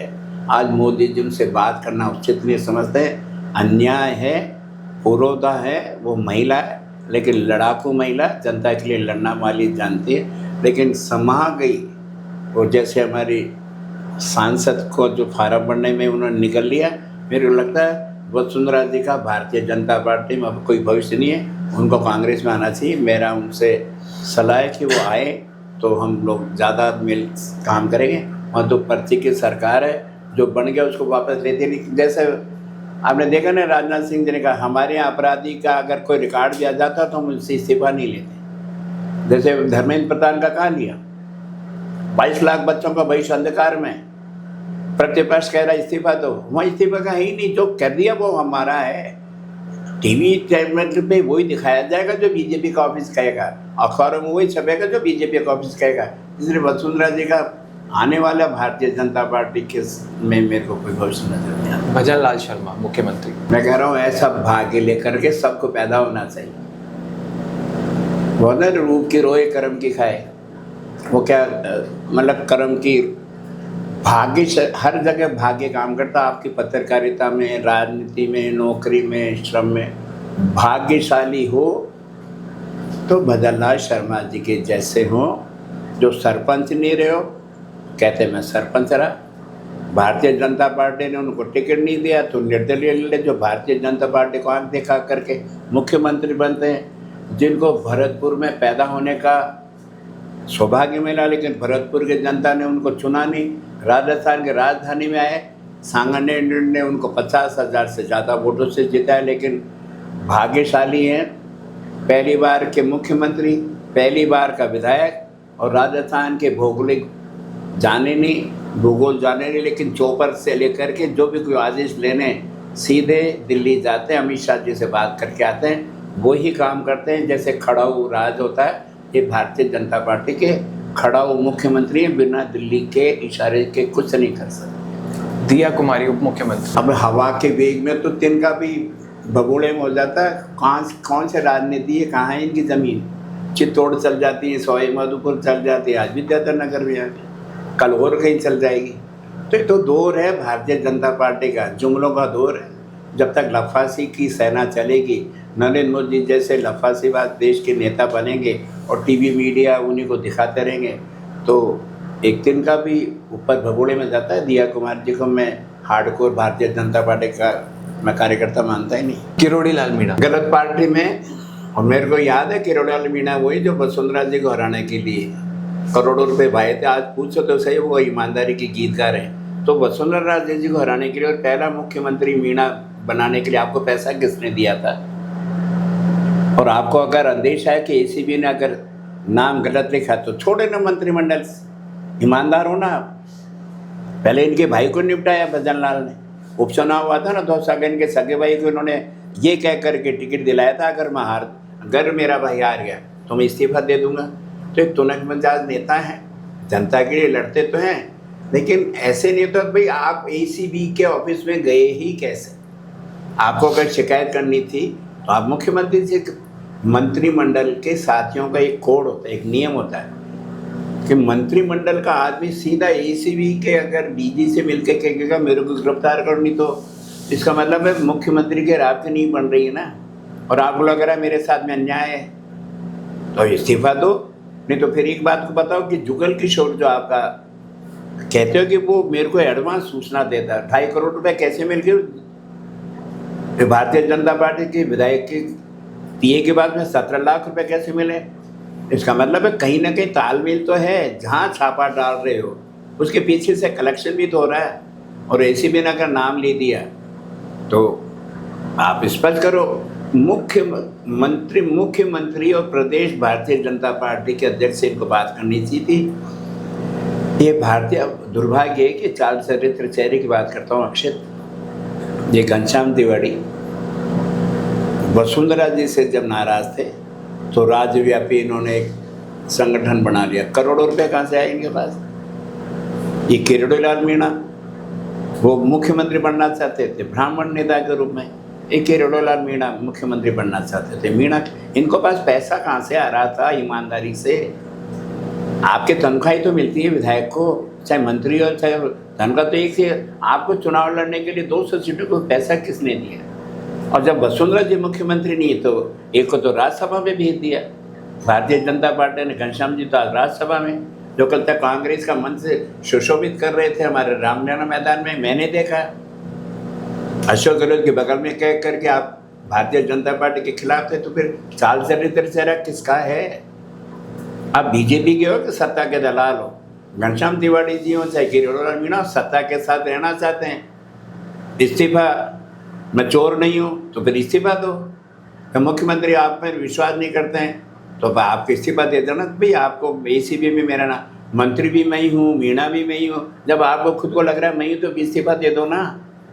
काय को आग लपेट कर रखा है? तो ये लोग सत्ता लोभी हैं, सत्ता के साथ जीना चाहते हैं। ये मेरा कहने का मतलब। हनुमान बेनीवाल एक वर्ग विशेष में लोकप्रिय लड़ाकू है। दिल्ली में सिंगल मैन आर्मी होती है ना, जैसे मई कमांडर मई सर्वोच्च न्याय, तो लड़ाकू नेता था और नौजवानों में वो लोकप्रिय है। और अपनी बात को रखने के लिए वो राजस्थान, चाहे वो हमारा कांग्रेस का शासन रहा हो चाहे आज भारतीय जनता पार्टी का शासन, नौजवानों को लोकप्रिय नेता था। उनकी मांगों को लगभग वो मनवाता भी है। उनके पास ताकत है नौजवान लड़कों की। तीसरा फ्रंट खड़ा कर पाएंगे RLP के माध्यम से? नहीं, वो अपनी पत्नी को अपने भाई को नहीं जिता पाए। तो ये तो हनुमान बेनीवाल अपने आप में एक ब्रांड है। तो हनुमान बेनीवाल तो सांसद बने, विधायक बने, उनको तो कोई रोक नहीं सकता, ना हम रोक पाएंगे ना BJP वाले। लेकिन वो सोचे कि राजस्थान में तीसरा फ्रंट बना लेंगे, मेरे को लगता नहीं। उनमें है मादा, लेकिन वो भी तुनक मिजाज है। तो इसमें थोड़ा झुकना भी पड़ता है। जो अक्खड़ रहता है वो लंबे समय तक नहीं चलता है, ऐसा मेरा मानना है। रविंद्र सिंह भाटी, मैं उनके बारे में ज़्यादा जानता नहीं। वो भी नए हैं, वो भी क्षत्रिय नेता हैं।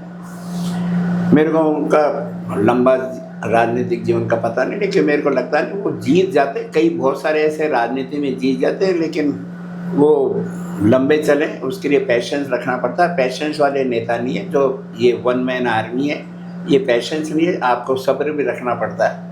ऐसा मानना कि मेरे को लंबा जीवन राजनीतिक जीवन नजर नहीं आता। नरेश मीणा, मैं वही तो कह रहा हूँ ना, नरेश तो था ही ना हमारा, फिर BJP में चले गया, फिर वसुंधरा जी का हो गया, कभी किरोड़ी जी का हो जाता है, कभी वो सचिन पायलट जी का हो जाता है। 7 मामाओं का भांजा भूखा सोता है। आपको सब्र करना पड़ता है राजनीति में। मैं यूनिवर्सिटी का नेता बन गया तो मेरे को विधायक बन जाऊँ, फिर मैं सांसद बन जाऊँ, फिर केंद्र का मंत्री बन जाऊँ। भाई उस परमपिता परमेश्वर पर भी विश्वास करो, वो जो चाहेगा वो होगा। मेरे कहने से नहीं होता, सृष्टि मेरे कहने से नहीं चलती। तो नख मिजाजी और गुस्सा हर काम नहीं करता। अशोक गहलोत जी ने कहा इसको सब्र करना चाहिए। लड़के में ताकत है, अट्रैक्शन है, नौजवानों को अट्रैक्ट करता है, लेकिन पैशंस से चाहता है, सब्र। और सब्र के आगे चाहे किसी, चाहे वो हिंदू धर्म में हो चाहे वो इस्लाम धर्म में हो, सब्र जो करता है ईश्वर उसको आगे बढ़ाता है। जो बेसब्री होता है वो लंबे समय तक किसी भी लक्ष्य को पार करने में असफल रहता है। प्रताप सिंह खाचरियावास जुझारू नेता है, लेकिन दुर्भाग्य है कि 6 चुनाव लड़े कांग्रेस ने, 2 लोकसभा और 4 विधानसभा। 2 विधानसभा जीते, 4 चुनाव हारे। जयपुर में लोकप्रिय नेता है, लेकिन मतदाता का मिजाज कैसा हो उसके ऊपर निर्भर करता है। पैशंस की वो भी कई बार पैशंस खो देते हैं, लेकिन जयपुर के आम और आवाम के लिए वो हिंदू मुस्लिम सिख ईसाई सबके लिए उनकी आवाज़ गूंजती है। मैं उनके उज्जवल भविष्य की कामना करता हूँ कि ऐसा आदमी आगे बढ़े, लेकिन वो थोड़ा अपने गुस्से को ठंडा रखें तो ज़्यादा ठीक है। बाल मुकुंद आचार्य, ये कौन है बाल मुकुंद? पहले उनसे पूछो कि आपकी लोकप्रियता क्या है। जयपुर शहर में भारतीय जनता पार्टी का नकली चेहरा, जो नकली बाबा है, जो गेरुआ वस्त्र पहन करके जयपुर की जनता को ठगने का काम कर रहे हैं। मैं उनसे हारा हूं आमने सामने विधानसभा के चुनाव में। वो भारतीय जनता पार्टी का मूल कार्यकर्ता है ही नहीं। वो तो कोई ये कोई इनका कोई है नहीं, इनके कोई होते हैं ना मेहनतों का कोई राष्ट्रीय स्तर के ऊपर, वो तो कांग्रेस का टिकट मांग रहे थे। मैं आज पहली बार कह रहा हूँ, मेरे को प्रताप खाचरियावास जी कह रहे थे कि वो कांग्रेस का टिकट मांगने के लिए वो आते थे कि साहब मेरे को कांग्रेस से लड़ा दो। पैसा था, हाथों उसके मेहनत है। अब वो झाड़ा करने का काम करते हैं। शिक्षा उनकी 5वीं से ज़्यादा पढ़े ही नहीं। वो अपने काले हनुमान जी जो पूरे भारत में चांदी के टकसाल में उनके भाई के लड़के हैं, लेकिन उनका बचपन किस दौर से गुजरा रोबाको के आज भी कि वो क्या थे, मेरे शब्दों में नहीं कहना चाहता हूँ। वो मुस्लिमों के साथ में रहते थे, आज मुस्लिमों को घर जा करके वो बदतमीजियाँ करते हैं। उनके 90% दोस्त मुसलमान जो मीट खाते थे, जो शराब पीते थे, उनके वो दोस्त रहे। उनका पूरा बचपन इन्हीं लोगों के साथ में गुजरा। उनके ऊपर लोग बाग आज भी कहते हैं कि वो जब शराबी मेरा दोस्त होगा तो वो दोस्त मैं कैसे बच पाऊँगा। अगर मैं मीट खाने वाला हूँ, मेरा दोस्त है तो किसी दिन मैं मीट भी खा लूँगा। आज लोग सबसे ज़्यादा इन्हीं को प्रताड़ित करते हैं। अपनी विधानसभा में सर्वाधिक कब्जे कराने वाला अगर जयपुर का कोई विधायक है, चाहे वो जयसिंहपुरा खोर हो और चाहे हमारा भट्टी बस्ती का इलाका हो। राजीव गांधी आवासीय योजना के अंदर 900 परिवारों को 50-50 हज़ार रुपये लेकर के उन्होंने वहाँ उनके सरकार के प्लाटों पे कब्जा करवा दिया। कौन ले रहा 50 हज़ार रुपये? हिंदू के अलावा मुसलमान को दे नहीं रहे 50 हज़ार। सबको पता है कि 50 हज़ार रुपये सरकार के फ्लैट के ऊपर कब्जा कर लो। वहाँ बिजली का मैंने जेडीए में शिकायत कर, मैंने नगर निगम में कहा सरकार के फ्लैट हैं, राज हमारा का खाली करवाएंगे हम इनको। इस समय तोता पोपा भाई का राज है, कौन सुने? मुख्यमंत्री जी को खुद की अपनी पढ़िए। आज बाल मुकुंद आचार्य जी हमारे जयसिंहपुरा खोर के अंदर 1450 बीघा सरकारी जमीन है। अपने कारोबारियों से कहकर के सरकारी जमीनों पर कब्जा करा रहे हैं। मकान की छत डालने के लिए 10,000 रुपये एक छत के ले रहे हैं। मकान के सील लगवा देते, मकान की सील तोड़वाने के लिए पैसे ले रहे हैं। अभी 7 दिन पहले जो सरकार में कर्मचारी है जिसके ऊपर डकैती का, हेरा फेरी का, धोखाधड़ी का, जमीनों पर कब्जा करने का आरोप है, पुलिस अगर उसको पकड़ के लेके जाती है तो यही बाल मुकुंद आचार्य जी ब्रह्मपुरी थाने में अपने 100 समर्थकों के साथ उनको छुड़ाने के लिए कोशिश करते हैं। ये तो भला हो जयपुर पुलिस कमिश्नर का और वहाँ के SHO का, उसका पूरा रिकॉर्ड उनको दिखाए तो छोड़ा नहीं। इनका उस समय खत्म हो गई इनकी नेतागिरी। तो आज जयपुर में 6 भारतीय जनता पार्टी के नेता हैं जो जीत के गए, जिसमें भजन लाल जी भी हैं, दिया कुमारी जी भी हैं, फिर गोपाल जी हैं, फिर कालीचरण जी हैं और हमारे बालमुंगा। लेकिन करप्ट के मामले में, करप्शन के मामले में आम आदमी से पूछ लो, शराब की दुकान से मंथली चाहिए, अंडे के ठेले से मंथली चाहिए, होटल वालों से मंथली चाहिए, मकान बनाने के छत के पैसे चाहिए। आप पैसे दोगे तो छत गिरेगी आपके, नहीं तो निगम वालों को भेज देंगे, जीडी वालों को। खोर की सरकारी नजूल संपत्तियों पर अपने मित्रों से कब्जा करा करके आधा पैसा लेते हैं सोसाइटी के। तू अगर 5 बीघा जमीन पर कब्जा कर ले, आधे पैसे मेरे को दे 2.5 बीघा के। अब वो फ्री की जमीन पर कब्जा करवा करके 50 गज के 60 गज के प्लाट बना करके बेच रहे हैं। तो इनको तो फायदा ये है, जिस दिन टूटेगा मकान, उस आदमी का टूटेगा जो 15, 20, 25 लाख में मकान खरीद रहा है, ये तो चले जाएंगे। जनता इनको रखेगी नहीं रखेगी तो फैसला 2 साल बाद। लेकिन वो सरकारी जमीनों पर प्लाट बना रहे हैं इनकी शय पे, और जीडीए खामोश है, नगर निगम खामोश है। मैं खुलेआम आरोप लगा रहा हूँ, एक पानी का नल नहीं लगा पाए नगर अपने विधानसभा में। खोर में जो माउंट रोड है वो आज 40 फीट की है, वहाँ रोज एक्सीडेंट होते हैं, एम्बुलेंस फंस जाती है, लेकिन रोड नहीं। पूरे जयसिंहपुरा खोर में रोड है टूटी पड़ी है, गंदगी का आलम है, पानी कचरा सड़क पर फैला रहता है। ना इन्होंने कोई स्कूल खुलवाया, न इन्होंने कोई हॉस्पिटल खुलवाया। वो हॉस्पिटल महेश जोशी के ज़माने में हमारा सैंक्शन था, अब जाकर के ज़मीन मिली पुलिस थाने के पास में। तो लेकिन वो जयसिंहपुरा विधानसभा के, हमारे जो हवामेल विधानसभा की भूमि में नहीं है, वो आधी जमवार रामगढ़ की भूमि में, चूँकि आसपास की ज़मीनों के सौदे इन्होंने कर लिए। मेरी विधानसभा में मैं वादा करूँ, हवामेल में अगर मैं विधायक होता कांग्रेस, तो मेरी विधानसभा की सीमा क्षेत्र में ही होना चाहिए ना हॉस्पिटल, जहाँ इन्होंने ज़मीन खरीद कर अब जो सरकार से अलाट कर रही है जीडी से, तो जमवार रामगढ़ विधानसभा के अंदर है। लेकिन चूँकि नायला रोड हो जा रहा है, उसको मान लिया, क्योंकि आसपास के ज़मीन वालों से इन्होंने सौदा कर लिया कि मैं यहाँ खुलवा दूँगा। तो चारों तरफ से पैसा कमाने का उद्देश्य, उनको मालूम है अगली बार जनता उनको आगे चुनेगी नहीं, जो मिल जाए, राम नाम की छूट है, कुछ भी कर लो, जो ले सकते हो ले लो, पानी के नाम पे, सड़क के नाम पे, मकान की छत के नाम पे, होटल के नाम पे, अंडे के नाम पे, ई मित्र के नाम पे, जितना आप कर सकते हो कर लो, पैसा भर लो। लेकिन जनता का दिल नहीं भर पा रहे हैं, ऐसा मेरा मानना है। बाल मुकुंदाचार्य जी जयपुर शहर में सबसे बदनाम भारतीय जनता पार्टी के विधायक हैं। आर तिवारी, मैं तो जैसा हूँ भाई, मैं तो 1972 से दुपहिया वाहन पर हूँ। ज़िंदगी में सोचा नहीं था मैं निगम का चुनाव में लड़ूँ, क्योंकि 30-35 लाख रुपए लगते थे।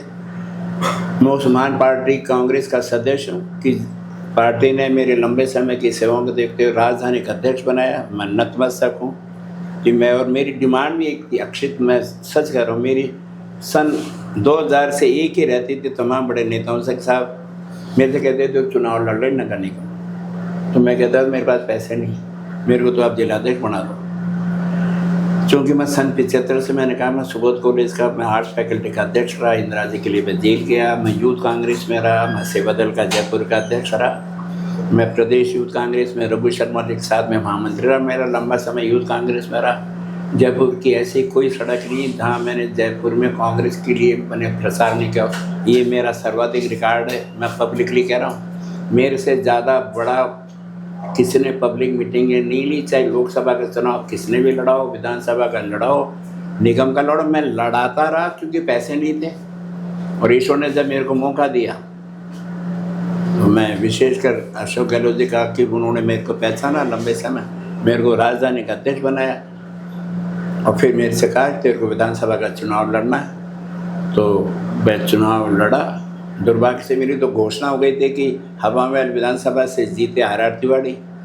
10 मिनट बाद में फैसला बदल दिया। तो पब्लिक डोमेन में मैं झूठ नहीं बोल रहा हूँ, मैं आज भी वही आर तिवारी हूँ, मैं श्याम जी के मंदिर का पुजारी हूँ। आज भी मैं मेरे घर पे मेरे जो भी साथी आते हैं, जितना मेरे से हो सकता है उनका सम्मान करता हूँ। मैं मोटरसाइकिल पे ही आता हूँ, मोटरसाइकिल पे प्रचार करता हूँ। ये कांग्रेस का तिरंगा, ये मेरी पहचान है। मैं सड़क पे जाऊंगा, मैं शादी में जाऊंगा, मैं गमी में जाऊंगा, ये मैं लगा के जाता हूँ कि ताकि दूर से लगे यार आरती बड़ी जिंदा। हारने के बाद में भी मैं वोटों से हारा हूँ, मैं मन से नहीं हारा हूँ। और मैं ईश्वर से यही प्रार्थना करता हूँ कि मेरी आखिरी सांस इसी तिरंगे के नीचे निकले। मेरे से ज़्यादा कोई अपेक्षा नहीं है। पैसा ईश्वर देता है, भूखा तो सोता नहीं हूँ, भूखा उठता हूँ। वो मैं 5 मिठाई नहीं खा सकता, लेकिन मैं कांग्रेस के प्रति समर्पित था, समर्पित हूँ, समर्पित रहूँगा। कांग्रेस में मैं नए जो मेरे बच्चे, मैं उनसे भी कहता हूँ मेहनत करोगे खुशबू आएगी, आज नहीं आई कल आएगी। मेरे को 70 साल की उम्र में अध्यक्ष बनाया अक्षित, जब 70 साल की उम्र में राजनीति में रिटायरमेंट का। तो जब अंधेर होता, वो कहते हैं ना भगवान के घर देर हो सकती है, अंधेर नहीं हो सकती, तो देर से मिला। लेकिन मैंने जो मेरा सपना था मैं शहर का अध्यक्ष बनूं, मैं बना। और मेरे को उससे ज़्यादा दिया कि मैं विधानसभा का चुनाव लड़ूं। जो लाखों कांग्रेस के कार्यकर्ता हूँ, किसी भी दल के कार्यकर्ताओं लगता है कि मेरे को चुनाव लड़ने योग्य माने, तो मेरे को पार्टी ने दिया। मैं खुश हूँ। मेरे 2 बेटे हैं, दोनों अपनी प्राइवेट नौकरियाँ कर रहे हैं, कोई राजनीति में उनका लेना देना नहीं है। मेरे पास कोई बड़ा काम नहीं है, मेरे पास मैं थोड़ा बहुत किराया था, उससे मैं जीवन जीता हूँ। मेरे दोनों बच्चे, मेरी पत्नी है नहीं, 2 टाइम की खाना खाता हूँ। मेरी 2 बेटियाँ हैं, 2 बेटी 2 बेटे, सबकी शादियाँ कर गया। मेरे पापा मम्मी हैं नहीं, मैं अकेला हूँ।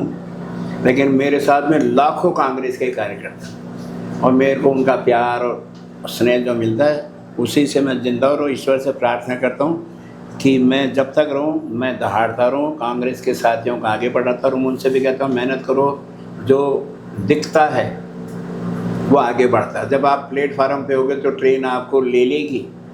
अगर आप घर बैठ जाओगे साहब हमको तो कोई पूछता ही नहीं है, तो भैया घर नहीं आती ट्रेन तो स्टेशन पे आएगी। तो आप कांग्रेस के हर प्लेटफार्म पे नजर आओ और ईमानदारी से मदद करो। कांग्रेस आपके निगम में, विधानसभा में, लोकसभा में कभी ना कभी आपको नवाजेगी, ऐसा मेरा मानना है। चलिए साहब, बहुत बहुत धन्यवाद। बहुत अच्छा लगा आपसे बात करके। आप भी हमारे साथ ऐसे ही जुड़े रहिए। तब तक के लिए धन्यवाद।